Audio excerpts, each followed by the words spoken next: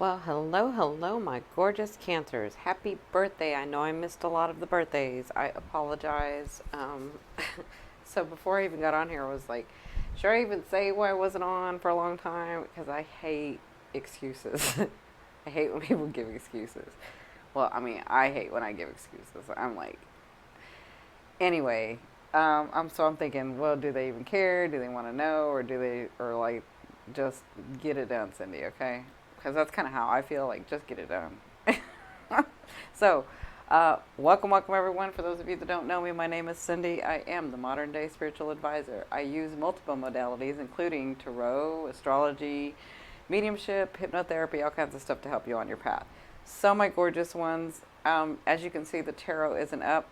I am having problems with my camera and stuff. I mean, we are in Mars shadow, so I'm sitting here looking at it. Sorry. Um, so I did this video once. It wasn't a good video. My camera went out, the battery was gone, and it just happened. So I think because this is going to be such a long video, and I'm trying not to make it long, but I apologize.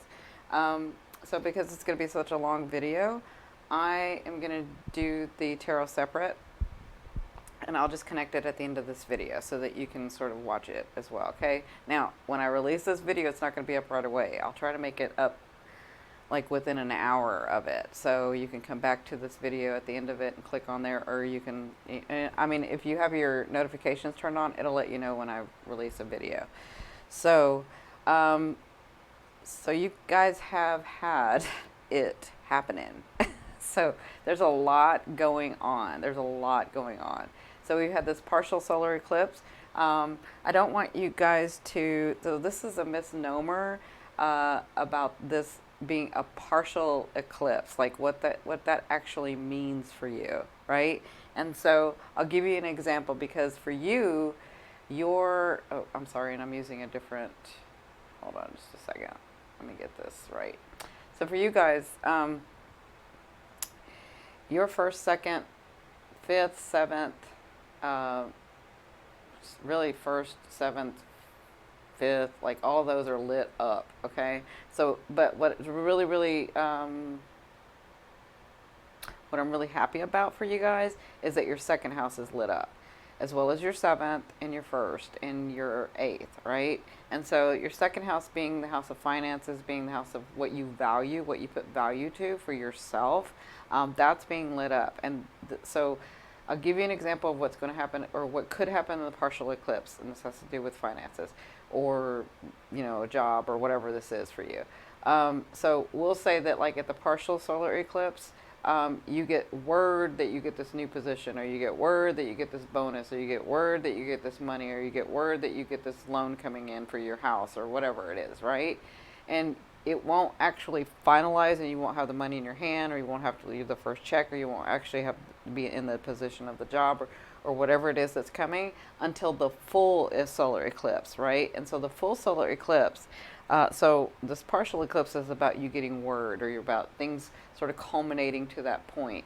Like, it's going to be finalized. Like, it'll be like, oh, okay, I can breathe. I did get that position. Or I can breathe. I did get that loan. Or, oh my God, that money is coming. Or, oh, you know, like that. That could happen in this partial solar eclipse. But it isn't until the full solar eclipse in August. So this video is going to be from now, July, until through August. I'm going to go ahead and get through August so that I don't miss August. Some of you know, because some of you know me, I have moved back to California. So that's kind of why these videos are not out. Kind of getting back settled in. I tried to make it in Texas. It is way too hot. I can't do it. I just can't do it. I got really ill. So I'm back in California. I'm back in San Diego. This is my home. I'm just going to have to pay the higher cost of living. I'm just going to have to. So anyway, that has nothing to do with what's going on here. But so because this is going to be a long video, I'm going to do the tarot later. So let's talk about what's going on with you. Let's talk about these eclipses. So what are eclipses actually? So I've said this before in my other videos about eclipses, but I'll say it again. So eclipses are like your soul's journey, right? Eclipses has to do with your soul's journey, so your higher self, something being divinely guided, something that's really on your path, right? And these are events or things that will happen, and these things will happen because this is something that you want to fulfill. Your soul wants to fulfill in this lifetime. This is what you want to be aware of, or what you want to grow into, or what you want to experience, right? And so that's what eclipses in themselves are about. Now, what eclipses actually do is, if you think about when we have the eclipse, the sun, so the sun and the moon, so it eclipses, right? And so you have that period where you can't see anything, or where it's sort of dead. It feels like dead energy, but it's not. It's actually where there's the most energy. So I think about it this way: when an eclipse actually happens, it's like eclipsing and cutting off, or letting go, or eclipsing into zero. So you go into 0 point energy, or that is where, and if you look in science, they're now saying what I've always said, that this is where they have you have a lot of energy, right? And so you go to 0 point energy where there's a lot of energy, and then you can be thrust into wherever your intention and your focus is, or wherever your life path is going, or whatever you wanted to see, or whatever you wanted to experience, or whatever it is that you're trying to do in this lifetime, right? So that's why I love eclipses, and that's kind of what eclipses do, right? That's sort of a little bit of the practicality of it. So solar eclipses, a solar eclipse is going to give us something. It's going to give you something. And this is so you can grow. This is so you can fulfill and experience certain desires. So with a solar eclipse, you can have new beginnings. You can have a strong passion for something. Transformations can happen. But most of all, it's going to be bringing you something. It's going to be bringing you a new relationship, a new job, a new career, a new abundance of some sort, like me, a new home. So, and so with the partial solar eclipse, again, you'll be receiving word of this stuff, or you'll be receiving sort of the inclinations of this stuff, but you won't have the fulfillment of that until the actual full solar eclipse, okay? And that's what eclipses are for. Now, this lunar eclipse is what we really need to be working on, right? Well, we need to be working on all of it. So we have this solar eclipse that was in your sign, right, today. So the solar eclipse is in Cancer, 20 degrees. And the solar eclipse, again, is bringing you news, bringing you word, bringing you inclination, bringing you that thing, right, for your soul to experience, right? But it's in opposition, and this is what everybody's been talking about. It's in opposition to Pluto, which is in your 7th house. So your 1st house is about you, your identity, what you came here to do. This is when I talk about, when you're looking at the videos, you look at it from your ascendant or your rising sign. This is your 1st house, but you can look at it from your sun or your moon. You just have to take that perspective. So if it's this is your 1st house, your ascending, your physicalness, why you came, what you came here to do, what your path is, all of that, that's your 1st house. Your 7th house is like the mirror. It's the opposite, right? So the 7th house is where you learn your boundaries, where you learn how to deal with relationships, the types of relationships you want, what relationships you want, whether you want relationships. But you won't know that until those people or those things come in front of you. It's a mirroring house, right? So I think that you guys need to be really, really clear, and I'm trying to get you to understand that this house is a reflection of you. So these people, these situations, these things, anything that comes in front of you is because they're mirroring you. So when somebody is in front of you, the relationships that you have, whether it's bad or good, whatever connotation you put to it, get bad or good, whether it's bad or good, when those people come into your life, there is something that you are wanting to experience and express in that. You're trying to learn something from that person being in front of you, right? Or that thing, or that situation. This is about your boundaries. This is about what it is that you're trying to understand with that person, or that thing, or that boundary, or that relationship, or that experience that you are trying to understand, right? So with this solar eclipse, partial solar eclipse, and the sun in your 1st house, there is something about you that and Pluto is about controlling. So you could be dealing with somebody that's very controlling. You could be dealing with a situation that's very controlling. You could be this is about you learning your boundaries. Pluto wants to transform you, but it likes to control, and it is retrograde. So you could be talking about your business partners, your life partner, your love partner, right? These are partners, these are relationships. Relationship with your money, relationship with your career, relationship with your coworkers. These are relationships and boundaries that you're trying to understand. With Pluto being in opposition, this is something that you're trying to understand about you, your right, your boundary, your relationship, you being the center, you loving yourself enough, you understanding, you wanting, you like this is you, and then Pluto is over here pulling you. This situation, this person, this thing is pulling you. It's like it's becoming overwhelming, it's becoming too much, it's becoming like it's trying to take control, right? That's what the way that some of you could be feeling. But that's because Pluto, what it's trying to do is transform you to understand that you have the right to your boundaries, and there's a balance of give and take when they're with people. Now, I know, Cancer, that you understand a give and take in relationships. What happens though is when it gets all muddled because your emotions get in it, is that when you really love somebody and bring them into that shell, right? I often say with the crab, Cancer, it's hard to get into that shell of a Cancer, but once they let you in, you won't get out, right? That's the way a Cancer is to me. My sister's a Cancer, I have Cancers all around me. I know Cancers, right?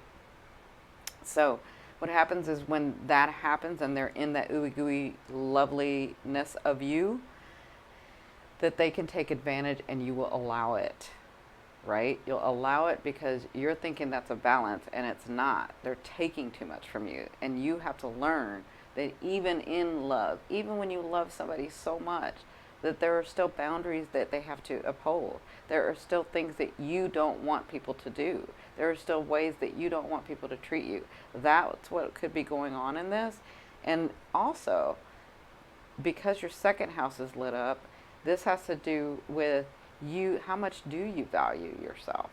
Like often, and I'll talk about this a little bit in a little bit later, but oftentimes what I'm seeing with a lot of you Cancers, the reason your abundance hasn't come in, the reason the guy hasn't come in, the reason the girl hasn't come in, the reason your finances haven't gotten steady is because you have not given yourself permission to be abundant, to be in love, to have the right relationship. You haven't given yourself permission to be happy. Like, you need to take a moment with all the meditating you're doing, with all the working and the extra stuff that you're doing. You need to take a moment and you need to really give yourself permission, because it's really what I'm seeing is that you're not allowing this stuff to come in for whatever reason. And maybe when you think about that, you can think about, why is it that I'm not allowing it? Maybe it's simply because you haven't given yourself permission, you know, for whatever reason. Maybe when you were young, you were told you couldn't. Maybe when you were young, they didn't even know that they could, so how could they teach you that you could be abundant? They weren't even abundant, so how could you be abundant, right? So maybe now it's time, and this is this Pluto opposing your first house, the seventh house, first house. Maybe it's time for you to allow, like, give yourself permission. Say, you know what, I am worthy enough. I can have abundance. I can have that person come in. I can have the stability with the money. I can have a beautiful life. I'm going to give myself permission to do that. I'm going to give myself permission to be abundant. I'm going to give myself permission to be happy. I'm going to give myself permission to be peaceful. Right? I'm going to give myself permission to smile again. Right? So that could be going on with you guys. That's not everybody. But so that's happening now. And we feel the effects of especially this total eclipse, total solar eclipse and lunar eclipse for 4 to 6 months, okay? Sometimes up to a year. Depends on your chart, depends on how things are going, right? And so right now we have this partial solar eclipse. Then we have the lunar eclipse. Now this is the big one. So this lunar eclipse is on July 27th. So let's look at July 27th. So July 27th, we have this lunar eclipse. So the lunar eclipse, remember, this has to do with your souls. This has to do with your soul's journey, right? Your soul's growth, what you're trying to understand, what you're trying to experience in the physical, in this lifetime, right? And so where solar eclipses bring you something, lunar eclipses will take something. It will teach you about detachment. It'll teach you about letting go of what no longer serves you, right? And so with that, you could be feeling like when the solar eclipse happens, you may be you may change the way that you feel about someone or something, and you'll be letting go of something that no longer serves you. So, and because this solar eclipse is in Aquarius, and this is where the south node is, right? So it's right over here with the south node. The south node is at 5 degrees, just like the north node is always opposite. So the south node is at 5 degrees. The lunar eclipse is at what, 3 and 4 degrees?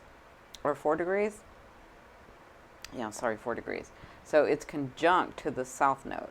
So the south node is about old karma, right? About old past lifetimes, if you believe in that, right? And so when this lunar eclipse happens, you could be finalizing old karma. You could be finalizing old contracts. You could be, and you can do that like consciously. You can say, you know what, with this relationship, I'm done. I've done all I can. I've fulfilled my contract. I'm done, right? You can say you're done. You can complete these contracts. You can complete this old karma. But for a lot of you, because it has to do with this south node, this has to do with old karma. If you don't believe in old karma, if you don't believe in karma, it has to do with things that you did in your childhood. Maybe you're releasing that in your younger years, right? Maybe you're releasing a situation. Maybe you're releasing a certain somebody. Something is going to be released when this lunar eclipse happens. Now, is it going to happen right away? For some of you, yes. For others of you, we have at least 3 to 5 months that these things are going to be letting go, letting go, letting go. And remember what I've said. In our higher selves, in our whole being, we have unlimited amounts of energy that can run through us. But in this physicalness, in this physical self, there's only so much energy that can run through us, right? And if we hold on to past things, if we hold on to past situations, if we hold on to past loves, if we hold on to past trauma, we are carrying that energy with us, and we don't have room for our abundance. And so this eclipse is here to help you let go, so that you can have room in your energetic field to bring in your abundance from the solar eclipse that's going to happen, right?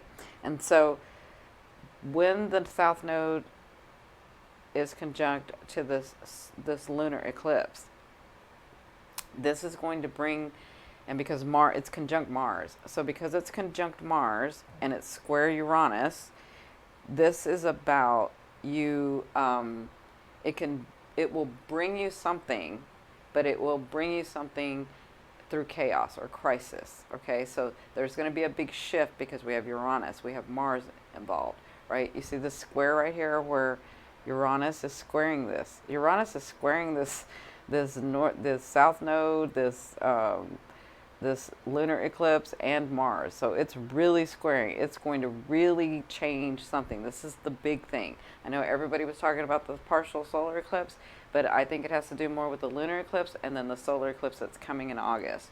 Okay? So, and that's just my 2 cents. Every astrologer is different. Everybody's different. And nobody's wrong. Everybody, trust me, nobody's wrong. We all have our aspects, the I am, right? So, but when this is done, it's going to liberate you, because that's what Uranus wants to do, right? It wants to liberate you. So with the south node, again, this is going to give you an opportunity to finish old karma or old contracts, right?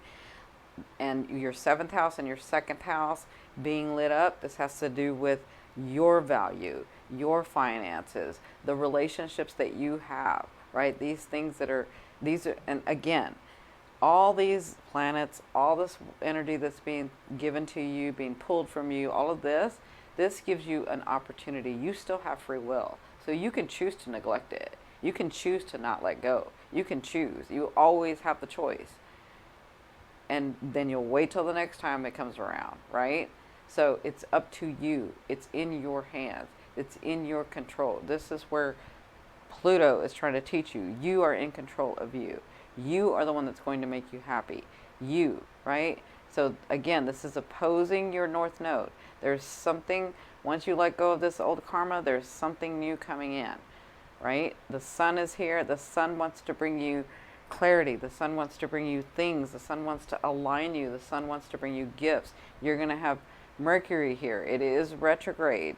It's going retrograde on the 26th, right? The 26th. Yeah. Sorry, I think it's going to, yeah, the 26th. I didn't write that down. I think it was the 26th. No, maybe it's the 24th. Yeah, it's the 24th. No, it's the 26th, sorry. 26th, Mercury goes retrograde. So the 26th, Mercury goes retrograde. So you're going to have to be reevaluating, thinking, planning, understanding, trying to figure out how you're going to communicate this, right? And this is your north node and the sun. It's going to bring you light and clarity. And this is on your path. This is something that you're wanting to experience. This is something wanting to be brought to you, right? This is all in preparation for this solar eclipse coming in August. So let's move into August. So first, August 7th. Let's look at August 7th.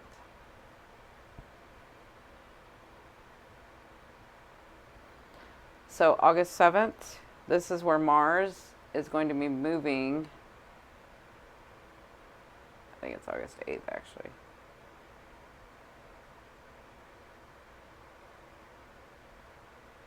I thought it was... Hold on, sorry about that.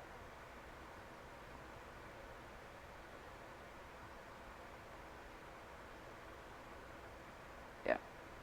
Sorry, it's August 13th. Sorry about that. So I thought it was August 7th. So August 13th, Mars moves into Capricorn. I'm sorry, August 7th is when Venus moves into. That's what I was looking at. I apologize. So August 7th, Venus moves into Libra. So Venus is moving into Libra in your first, second, third, fourth house, right? So Venus brings love, luck, and money, right? So what's the fourth house about? So the fourth house is about, it's the house of happiness. It's the house of happiness and fulfillment. It's the house where you have your sense of security and comfort, right? And so when you're working in this house is where you understand that home is where your heart is. It's where you understand that no matter where you are in the world, no matter what you do, you know that saying, wherever you go, there you'll be. It's kind of, that's what you understand in this fourth house, is that only you can bring you happiness. Only you can bring you peace. Only you can feel comfortable. Only you. Nobody can make you do all of that. Only you can do it. And these people and these situations and these relationships that are around you, they're an expression of what you're wanting, either wanting to understand, wanting to be, wanting to accomplish, wanting to not be or accomplish, right? And so what you come to understand in this fourth house is that you really are in charge of you. You get to make the choice. Am I happy? Do I want to be happy? What's going to make me happy? Am I comfortable? What's going to make me comfortable? How am I going to be comfortable? And understanding that nobody else can do it for you, but you can. So when Venus comes in there, it's in Libra, so Libra is all about relationships and balance, right? And so it's about balancing of, in a relationship or in a situation, I can give and I can take.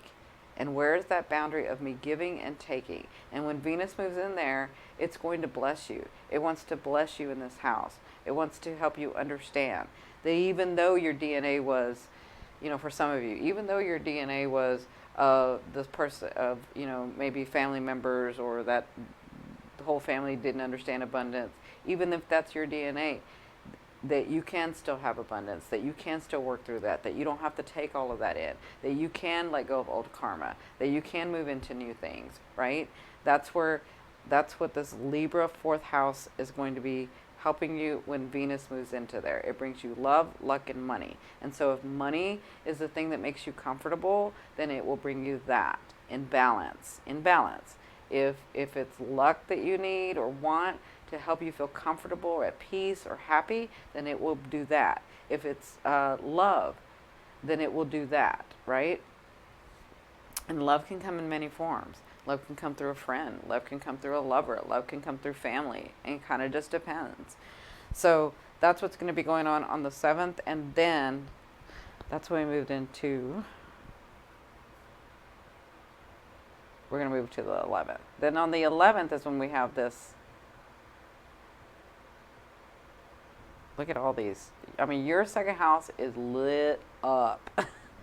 So in August, you got money, you got things coming. All these things that you've been working hard, this Mars energy where you're being pulled back and forth, these oppositions of Pluto, trying to understand like all of this. This is where it's actually starting to come through. The finances, the stability, the comfort, all of that is going to be coming through. So you do have things coming in August, and I'm really, really excited for you guys. So on the 11th is when we have the solar eclipse in Leo. So this solar eclipse is in your second house. That is the best, one of the best places for this solar eclipse to happen for anybody. Like, you're going to be, remember what I said about the solar eclipse? It's going to be bringing you something. So it's going to be bringing you finances. It's going to be bringing you that house you want. It's going to be bringing you the car, the computer, the job, the whatever it is that helps value you. It's going to be bringing you that, right? But it will only bring you as much as you let go in this lunar eclipse, okay? In this south node, in this ending old karma, in this ending these contracts, in this really understanding and believing from your 9th house, right? So that's kind of up to you, Cancer. What are you going to do with that? Now, Leo's all about shining. Leo's all about, you know, the show. Leo's all about like showing everybody. So with it, and the reason I mention that is because this sun is gonna square. Mercury's gonna square, and the sun's gonna square this Jupiter. So Jupiter's gone direct, and Jupiter went direct this week. So Jupiter's gone direct, and this is in your 5th house of creativity. This is in your 5th house of love affairs. So some of you could be meeting somebody, and I'm telling you, with this Venus here, you could be meeting somebody, but it's right here. It's gonna square. So this has to do with the value you put to you and the creativity. So a square is the energy where two things are, both these planets are trying to get you to the same place. They just have trouble communicating with each other. Like, they're not understanding each other. They're both trying to talk, right? And so with both of them trying to talk and both of them trying to lead, it feels like this back and forth pull, but they're both trying to get you to the same place, right? And so maybe you're feeling like, well, is this ever going to come in? Or this came in, and so should I really do this? And this is about, or maybe finally things are going right in my life and this person comes in. Do I trust this person? Do I not trust this person? Like, that could be happening. But it's going to show you later, once it doesn't square, that it's okay, right? You just have to keep true to yourself, right? So you'll have this square going on where you're going to feel kind of off, even though it's this day of like eclipses, but you're going to have something come through. And it could be finances. All right, so that's going to be happening on the 11th, okay? And then on the 19th?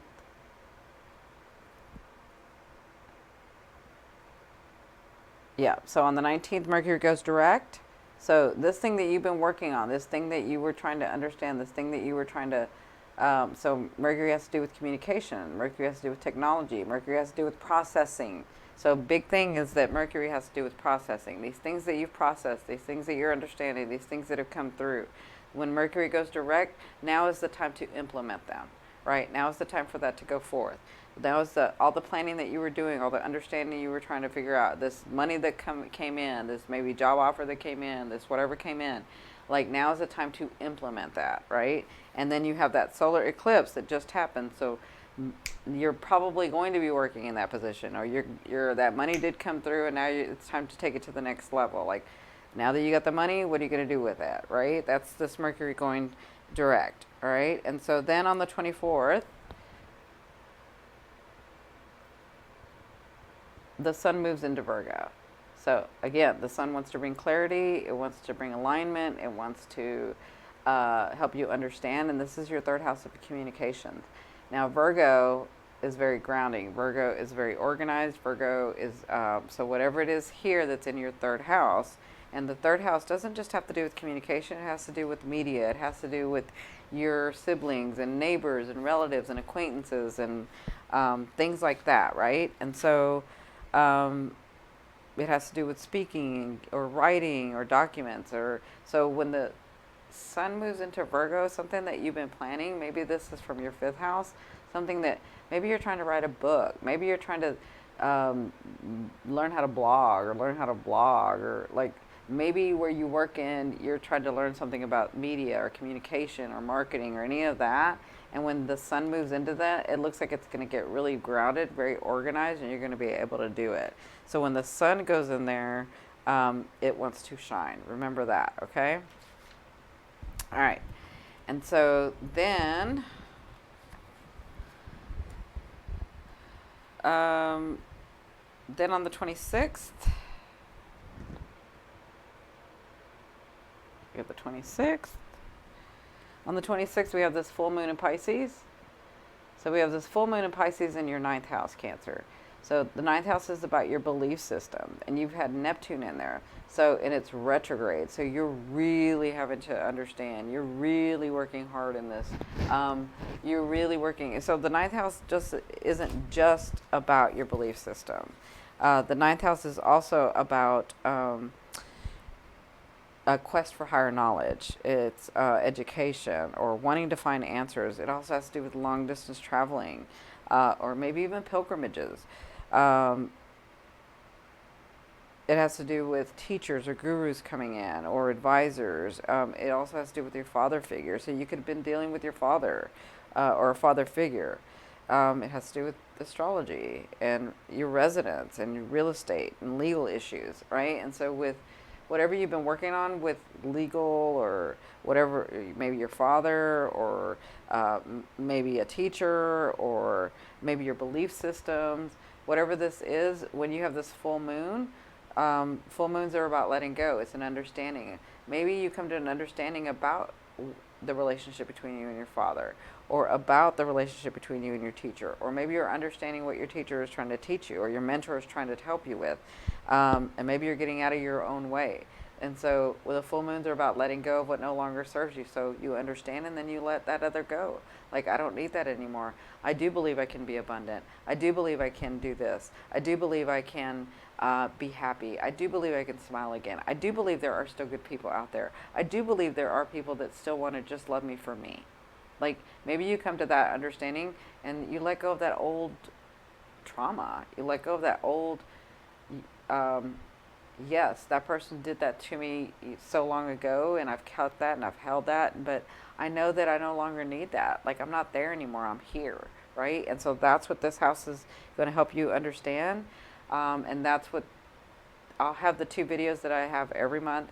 I have 2 videos about the new moon and the full moon, and these are steps you can take to release in the full moon and to bring in abundance and bring in manifestations in the new moon. You can bring it in the full moon too, and I'll teach you how to do that.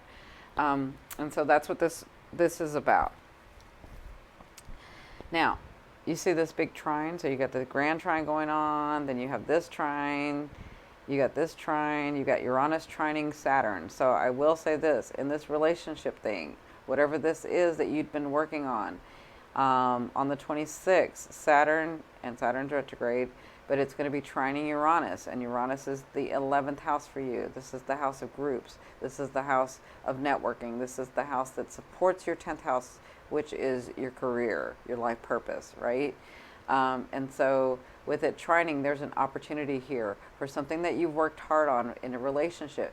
Maybe you and your coworker weren't getting along, but then you really put a boundary down and you both had an understanding, and then there's an opportunity for a shift here. And maybe, like, I can see a scenario where maybe this person who you thought was going to be your enemy, maybe actually, because you came to this understanding, goes to bat for you, and you get this bigger position and a bigger raise because this person put in a good word for you. Like, maybe that happens.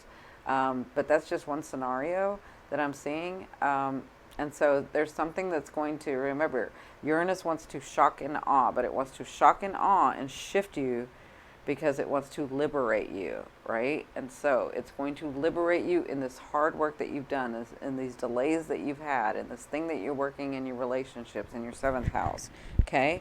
So that's going to be going on the 26th with the full moon. Again, letting go of this energy is going to help you bring in the new energy, right?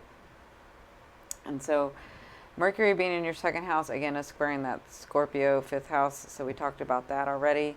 And then the last thing we have on the 27th or the 28th. Yep. The 27th, Mars goes direct. So Mars is going direct. And has moved into Capricorn, or yeah. So Mars is still retrograde, but it's moved in. Sorry, it's not going direct. So Mars is still retrograde, but it's moved into Capricorn, which is going to behave very differently than it was in Aquarius. So in Capricorn, this is in your relationships. This is your house of relationships. This is your house of mirroring, remember. And so as we move into August, as we move into September, when it actually goes direct at the end of September. So in September and October, these things that you're working on in the seventh house, as it gets closer to Pluto and transforms and helps you understand where your boundaries are and what you're going to allow people to, how you're going to allow or not allow people to control, it will start bringing you the benefits of that. But we have to work hard with this. And Mars is aggressive, and when it's moving into Capricorn, it's got to behave with Capricorn's rules, which means it's got to do things that's going to stick, that's going to be implanted for a long time, that's going to be very methodical and thought out. So this is a really, really good time when Mars moves into Capricorn for you to actually be able to say the things that you want, put your boundaries down, and like you could have put your boundaries down in July and the beginning of August, but actually implement them when it goes into Capricorn, because Capricorn is about tradition and hard work and being methodical and really thinking about it. So Mars will have to focus its energy when it works in Capricorn, okay? And that's in your seventh house. So my gorgeous ones, I hope this helps. I will be doing the second part of the video where I do the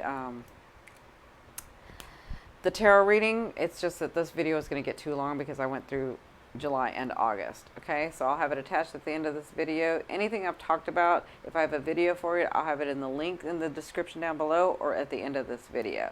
Okay, love you, love you, love you. Bye.